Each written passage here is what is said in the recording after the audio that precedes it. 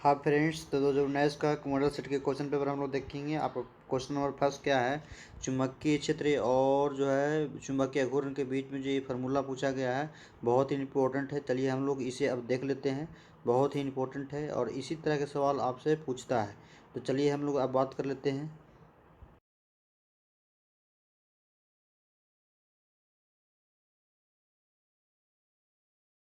Cross product है दो vector का, क्या है ये, तो है क्रॉस प्रोडक्ट।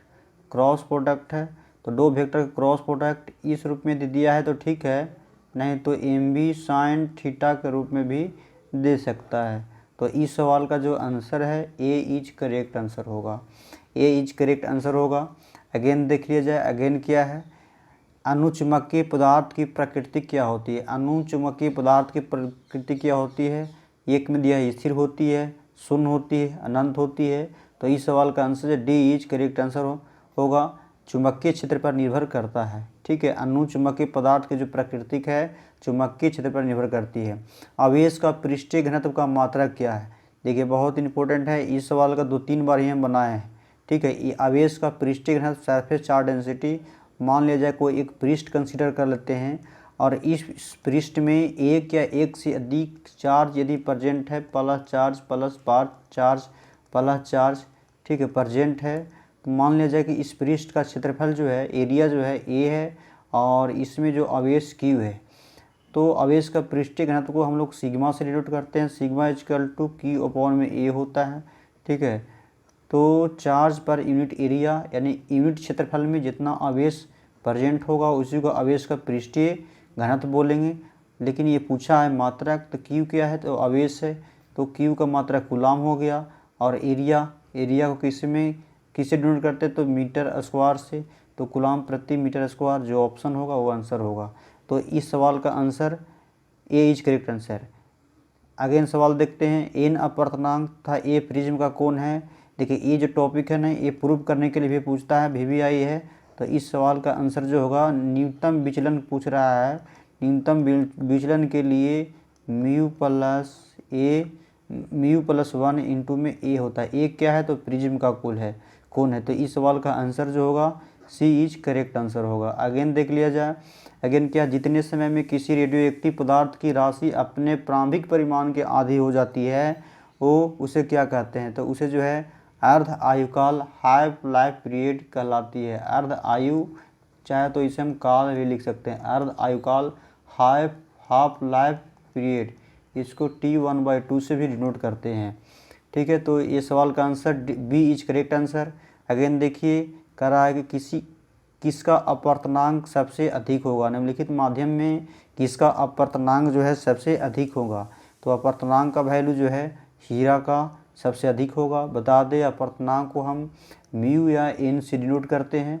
अपवर्तनांक का यदि डिफाइन करें तो निर्वात में प्रकाश की चाल और किसी माध्यम में प्रकाश की चाल को अनुपात होता है। ये अपवर्तनांक जिसको रिफ्रैक्टिव इंडेक्स बोलते हैं।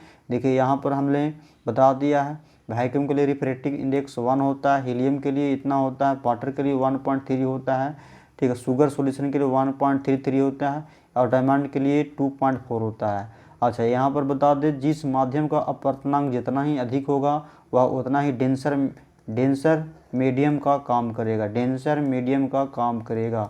आगे ये, ठीक है, मिलेगा आप लोग को ऑब्जेक्टिव।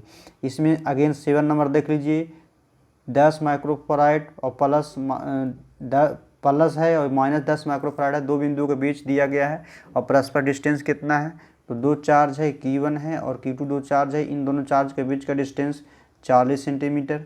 सेंटीमीटर को मीटर में कन्वर्ट कर लिए पॉइंट हो जाएगा, तो R का वैल्यू 0.4 मीटर हो गया। इसका पूछ रहा है स्थिति ऊर्जा, यानी V बराबर पूछ रहा है, तो V बराबर के क्यू बटा में R होता है। तो के क्यू बटा में R, तो K का मान रख दीजिए 9 × 10 के पावर 9 रख दीजिए, 9 × 10 के पावर 9 रखिए और क्यू का मान रख दीजिए 10 माइक्रोफराइड। 10 माइक्रो का मतलब 10 × 10 के पावर -6 हो जाएगा और बीच का डिस्टेंस जो है कितना हो जाएगा, 0.4 से डिवाइड कर दीजिए, कैलकुलेट कीजिएगा तो इसका जो आंसर आएगा 2.25 जूल इज करेक्ट आंसर। तो इस सवाल का जो आंसर है ए इज करेक्ट आंसर हो जाएगा, 7 का ए इज करेक्ट हो जाएगा। अगेन देख लेते हैं, सूर्य के स्पेक्ट्रम का, जो सूर्य का प्रकाश का एंगस्ट्रम, सॉरी स्पेक्ट्रम जो होता है, तो हम जानते हैं कि ये कोई प्रिज्म है और प्रिज्म से जब कोई श्वेत प्रकाश यहाँ से टकराती है तो टकराने के बाद 7 अव्ययी रंगों में विभक्त हो जाता है। अव्ययी रंगों में यहाँ पर जो 7 गो रंगों में विभक्त होता है, जो कि ऊपर वाला क्या होता है, ऊपर वाला रेड रहता है, नीचे वाला में क्या रहता है, वायलेट रहता है। तो ये जो है यहाँ से डिफ्लेक्ट होता है, यहाँ से जो निकलता है लीनियर निकलता है, इसीलिए लीनियर एक स्पेक्ट्रम हो जाएगा। आयाम एवं अधिमिश्रण में अधिमिश्रण सूचकांक का वैल्यू कितना होता है, तो इस सवाल का आंसर जो है थ्योरेटिकल है, तो बी इज करेक्ट आंसर। अब देखिए विद्युत परिपथ में शक्ति, देखिए यहाँ पर हम क्या किए हैं, यहाँ पर थोड़ा सा लगा दिए क्वेश्चन को। देखिए ये इंपॉर्टेंट है, इसको आप चाहे तो छाप सकते हैं। Power equal to p equal to v i होता है, वी स्क्वायर बटा में आर होता है, आई स्क्वायर आर होता है। तो इसमें देखिए कौन सा ऑप्शन मिल रहा है, तो सी इज करेक्ट आंसर। अगेन देख लेते हैं, बेलनाकार लेंस के लिए व्यवहार किया जाता है, तो बेलनाकार लेंस जो होता है सिलेंड्रिकल लेंस में, ठीक है, सिलेंड्रिकल लेंस किसके लिए यूज किया जाता है, तो एस्टिग्मेटिज्म के यूज के लिए इसमें यूज किया जाता है। आँख में जब एस्टिग्मेटिज्म हो जाता है तब उसके लिए बेलनाकार लेंस का उपयोग किया जाता है। देखिए किसी गोलीय पृष्ठ के अंदर यदि कोई आवेश, कोई गोलीय पृष्ठ है और उस पृष्ठ के अंदर कोई आवेश है तो संपूर्ण पृष्ठ से निकलने वाली, हाँ तो गॉस का प्रमेय वाला है ये पूछा है, तो फाई इजकल टू क्या होता है, phi equal to total charge बटा में उसका परावैद्युतांक से डिवाइड कर देंगे, ये गॉस का प्रमेय, टोटल फ्लक्स निकल जाएगा। तो की ओपन एप्सिलॉन नॉट, इस सवाल का answer B is correct answer. Again देखिए पृथ्वी के चुंबकीय बी एच यदि चुंबकीय सुई की दोलन आवृत्ति, तो दोलन आवृत्ति बराबर जो होता है, दोलन की आवृत्ति बराबर जो होता है, याद कर जाइएगा, जो बी जो है जो हॉरिजेंटल पृथ्वी के क्षैतिज के साथ और इसका 1/n स्क्वायर के इन्वर्सली प्रोपोर्शनल होता है। तो इस सवाल का answer D is correct answer हो जाएगा। अगेन देख लिया जाए, अगेन आपका सवाल क्या है, अगेन आपका सवाल है, इस सवाल कितना था भाई, ये सवाल 13 था, अब 14 नंबर। देखिए प्रकाश का रंग का कारण होता है, तो प्रकाश का रंग ये जो था लगाना चाहिए था पिछले सवाल में, यहाँ पे लगाना चाहिए था, इसमें देखिए यहाँ पे लगाना चाहिए था, ठीक है, यहाँ पे इसका सोल्यूशन करना चाहिए था, तो ये इस पेज में आ गया।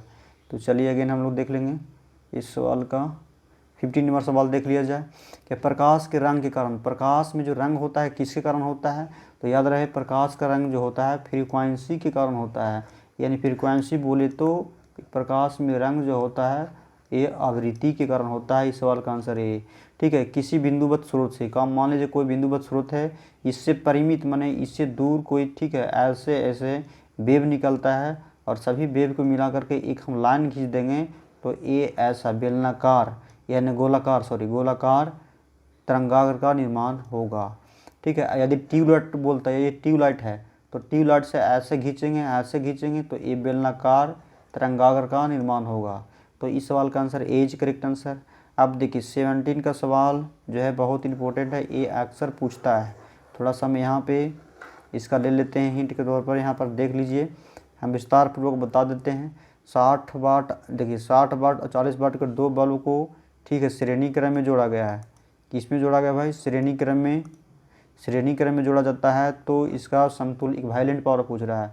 देखिए मान लिया जाए कि पावर P1 इजकल टू कितना है, 60 वाट है, और PT इजकल टू कितना है, PT इजकल टू आपका 40 वाट है।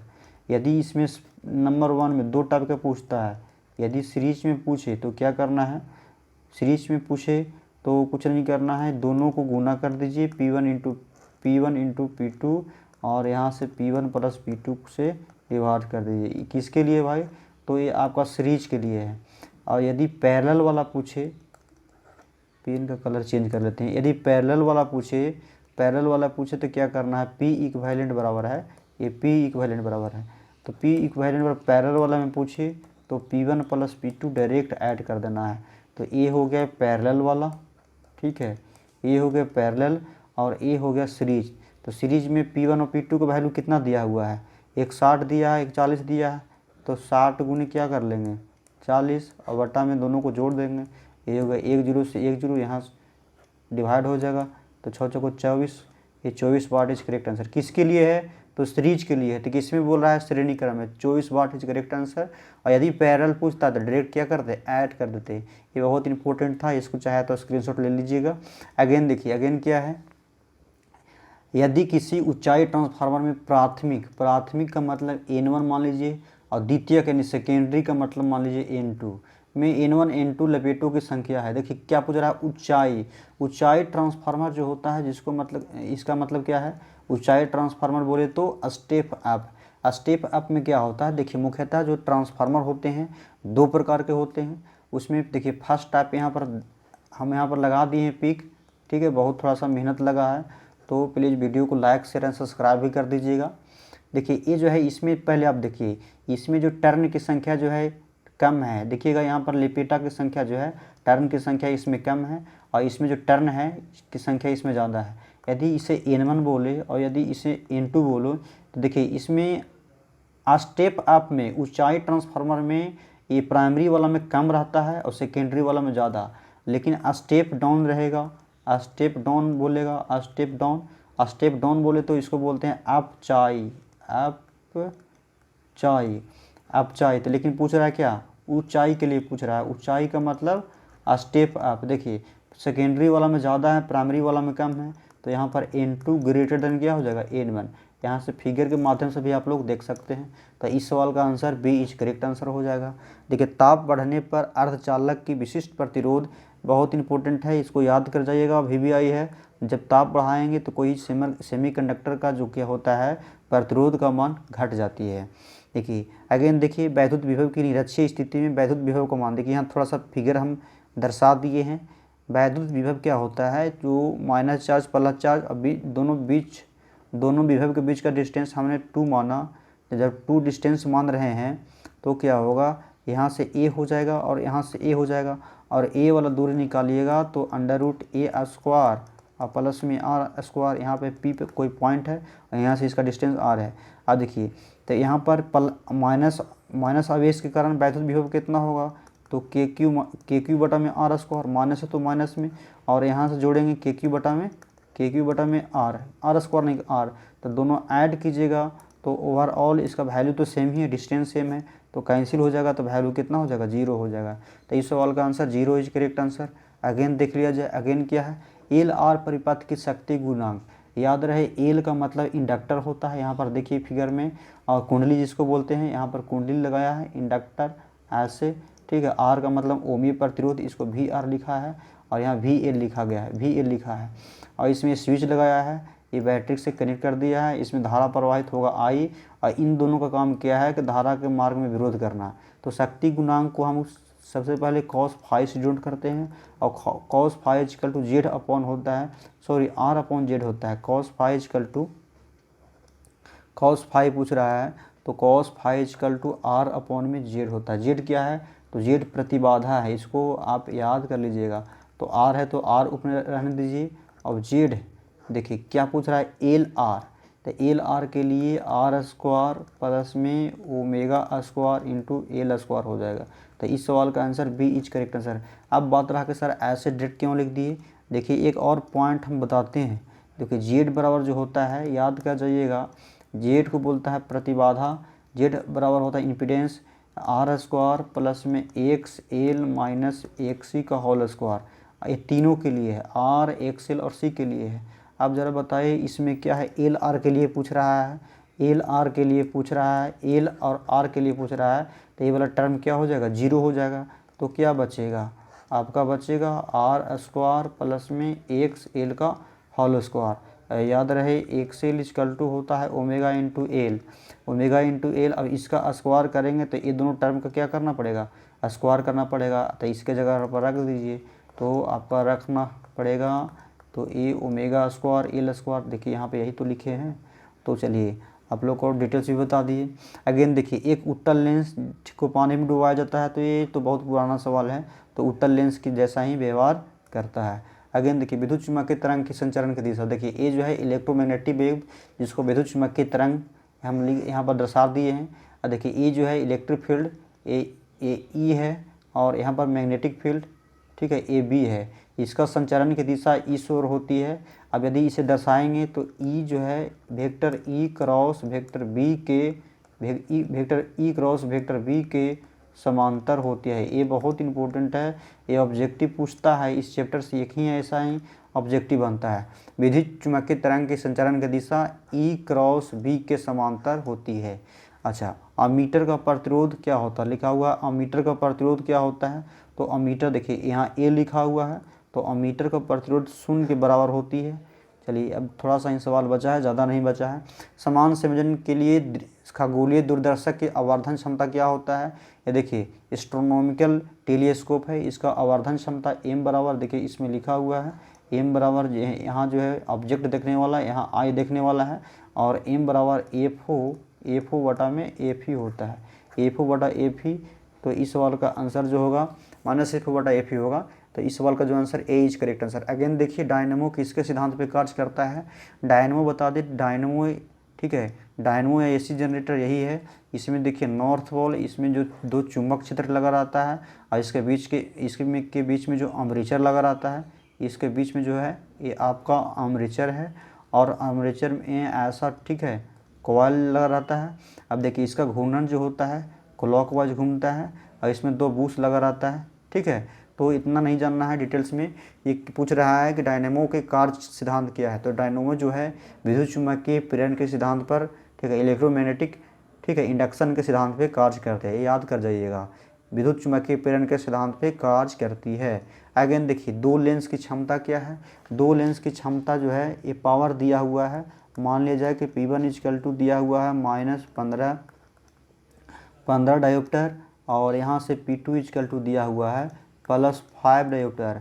अब पूछ रहा है कि संयुक्त पावर का संयोजन फोकस दूरी पूछ रहा है, ये आपका फोकस पूछ रहा है। तो देखिए P1 इक्वल टू, यदि सबसे पहले P इक्विवेलेंट निकाल लिया जाए तो P1 प्लस में P2 निकाल लीजिए, ये समतुल्य पावर निकाल लीजिए। तो ये यहाँ दिया हुआ -15 डायोप्टर और +5 डायोप्टर, और यहाँ से कितना निकल गया -10 डायोप्टर, यानी P इक्विवेलेंट हमारा निकला है, P इक्विवेलेंट बराबर -10 डायोप्टर। अच्छा, चूँकि एक फार्मूला हम लोग जानते हैं, ब्लैक पेन का यूज कर लेते हैं। चूँकि हम लोग जानते हैं P बराबर होता है 1/f, और यहाँ से एक पॉइंट और याद कर जाइएगा, जो डायोप्टर होता है, ठीक है, ये फोकस लिया जाता है हमेशा मीटर में। अच्छा, P इक्विवेलेंट कितना दिया हुआ है, -10 डायोप्टर दिया हुआ है, और 1/f यहाँ पर लिख दीजिए। तो एफ को यहाँ चलाइएगा तो क्या हो जाएगा, तो 1/-10, तो -10 हो जाएगा। और एफ जो हमेशा मीटर में लिया जाता है, तो इसमें क्या करेंगे 100 से डिवाइड करेंगे, 100 से डिवाइड करेंगे, 1 0 से 1 0, ए ऊपर चला जाएगा, तो -10 सेंटीमीटर फोकस दूरी हो जाएगा। तो बी इज करेक्ट आंसर। इस सवाल का जो आंसर है बी इज करेक्ट आंसर। अच्छा, इस सवाल नंबर 11 था, छूट गया था, तो इसीलिए इसको हम यहाँ पे कर लिए हैं, पेज थोड़ा सा चेंज हो गया था। अगेन देखिए, अगेन आपका 27 है, करता है प्रत्यावर्ती धारा में धारा एवं वोल्टेज के बीच कालांतर कितना होता है, ये इंपॉर्टेंट है, याद कर जाइएगा, बी होगा। देखिए स्थित विभवांतर पर, विभवांतर दोनों में सेम होना चाहिए। किसी परिपथ का प्रतिरोध आधा कर दिया जाए, मान लिया जाए कि कोई एक विभवांतर है, कोई एक चालक है, ठीक है, कोई एक चालक है, उसमें कुछ इंस्ट्रूमेंट लगा हुआ है। देखिए हम दर्शा के बता देते हैं अच्छा से, इसमें जो है इंस्ट्रूमेंट लगा हुआ है, एक चालक बना लेते हैं सबसे पहले।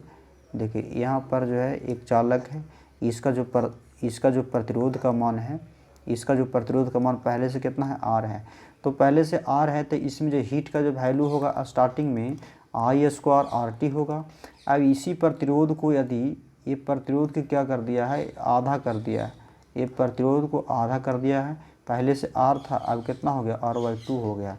तो अब हीट कितना होगा भाई, तो कुछ नहीं, आई है तो I², आर की जगह पर R/2 हो गया, टी है, तो क्या चेंज आया, पहले तो ऐसा था, अब 2 हो गया तो आधा हो गया।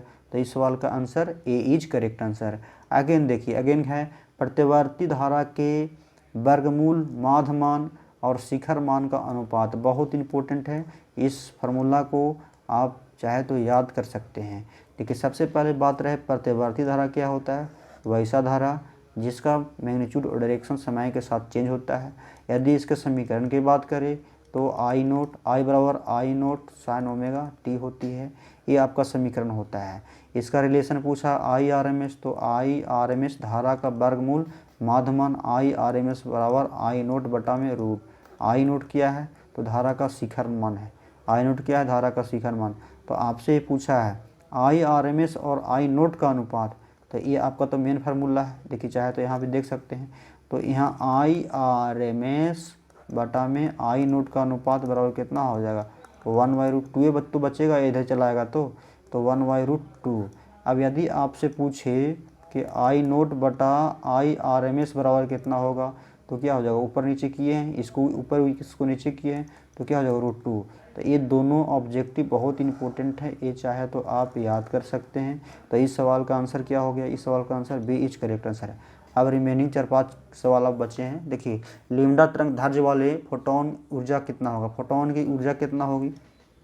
देखिए ऊर्जा बराबर प्लांक नियतांक से आया था, एच बराबर ई बराबर एच इंटू न्यू होता है, और जहाँ एच प्लांक नियतांक है और न्यू आवृत्ति है, nu equal to c by lambda होगा। तो हर ऑल यदि देखा जाए तो एच सी बाई क्या होगा लेमडा, तो ई बराबर क्या होगा h c by lambda, h c by lambda, B is correct answer. यदि यहाँ से पूछे कि प्लांक नियतांक का वैल्यू कितना होता है, तो 6.63 × 10⁻⁴ जूल इंटू सेकेंड इसका वैल्यू हो गया है। तो बहुत इंपॉर्टेंट था। देखिए ये पूछ रहा है आई धारा इसमें प्रवाहित हो रही है, इलेक्ट्रॉन का आवेश इतना है, तो सेकेंड में प्रवाहित इलेक्ट्रॉनों की संख्या, यानी 1 कूलम्ब में इलेक्ट्रॉनों की संख्या पूछ रहा है, कुछ नहीं बोल रहा है। तो 6.25 × 10⁻18 इलेक्ट्रॉन यही तो होती है, तो इलेक्ट्रॉनों की संख्या। इस सवाल का answer B is correct answer. Again देख लिया जाए, अगेन क्या है कि यदि इतना वोल्ट का आवेशित संधारित्र है, क्या है संधारित्र है, इसका जो ऊर्जा है, ऊर्जा कितना है 1, यानी यू का जो मान है, यू का मान जो है 1 जूल है, और वी का जो मान है कितना है 100 वोल्ट है।